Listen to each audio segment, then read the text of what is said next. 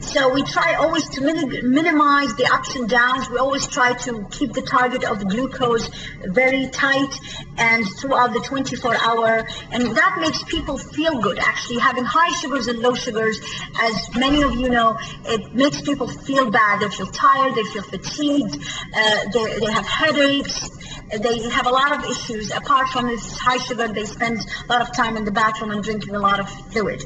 So and we have to try all the time to use it to mimic physiology, to make it look like as if we have a pancreas that is functioning, and therefore that will eventually lead to decrease the complications. So what's new? I'm just going to mention 2-3 drugs new. The Byetta, the exenatide, as well as the Genovia. The Byetta, I mentioned before that the gut talks to the pancreas talks to the brain. There's a huge connecting hormonal circuits between all of those. And recently we found out there are substance called glucagon substance secreted by our gut that goes to the pancreas, give a signal of secreting more insulin. And therefore they found this as a base to start a new medication. And that medication is the Byetta. It's the glucagon-like substance.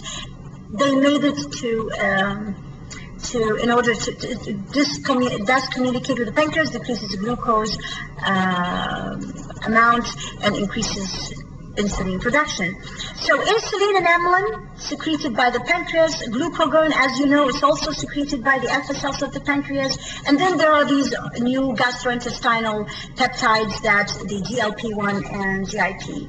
And any abnormalities in this group of substances in our body causes diabetes. Therefore, we strive to improve all of these at the same time in order to achieve better diabetes control. So the basis, as I mentioned, GLP deficiency is present in type 2s and possibly in type 1s. Amylin is definitely deficient in type 1 and relatively deficient in type 2s. And therefore, it is used for both type 1 and type 2, while the GLP-1s is present in type 2, and we use it for those patients.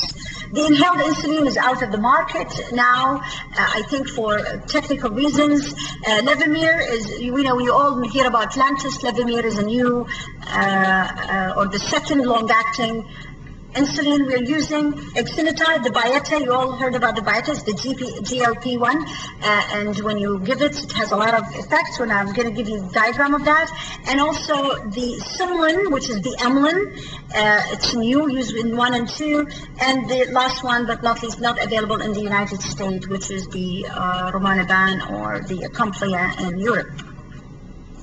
This is where it works. When we eat food, this GLP comes out of our gut from the alpha cells of the intestine. It stimulates glucose-dependent insulin secretion, so insulin goes up. It suppresses glucagon and slows the gastric emptying and reduces food intake. It has multiple functions. Insulin, remember, only help with the glucose utilization by cells. These has multiple function at multiple levels. So the Byetta, a little bit, is actually it's a salivary gland hormone in the glia monster. It has been modified chemically to resist the degradation in the body. We always make medications so that our body does not use them very fast, and by chemical modification.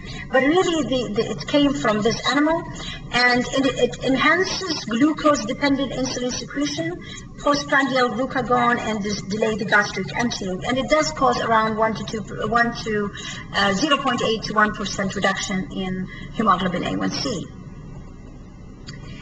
The exenatide and GCPL, the only one difference between the two is that the manufactured one is longer acting than what our body makes, and therefore we use these injections because they're long lasting and give us this effect for a longer period of time.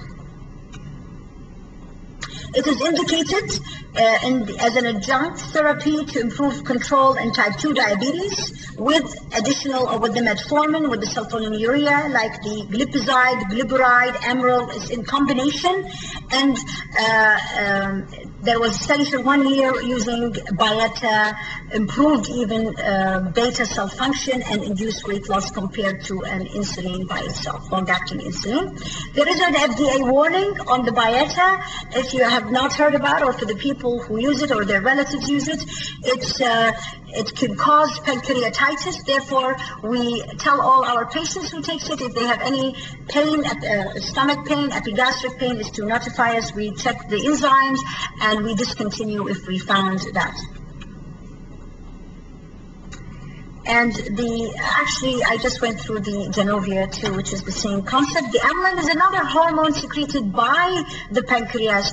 It comes from the cells of the pancreas, and it works hand in hand with insulin. As I mentioned before, insulin is not anymore the only thing that controls diabetes. There's so many, we're finding so many other hormones can help us to improve diabetes.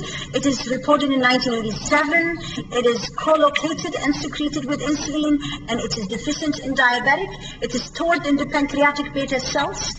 Amylin and insulin level rises and fall in a synchronous manner. Amylin and insulin have complementary actions in regulating nutrient levels in the circulation. It decreases the rate of gastric emptying, suppresses glucagon, which is a hormone, raises glucose, and also it decreases hepatic glucose production, which is the problem in fasting glucose, and promotes satiety and decreases appetite. So we have an analog, it's called Simlin. It's in the market. We use it in type 1s and type 2s at different doses. It's an injectable medication. It is used pre-meals. It's used you can use it like up to 30 minutes before meal. Most of the time when you use it, you decrease the amount of insulin you use it. So we use it with like Humalog, Novolog, Epidra, all the short actings. We give patients half of the amount of insulin as well as Simlin together as an injection, and that control diabetes. And actually, of course, as you know, insulin promote weight loss again, so the combination actually causes weight loss, and that is kind of help, as the stigma of using insulin is weight gain, and this is very helpful and decrease the amount of overall used insulin in treating diabetes.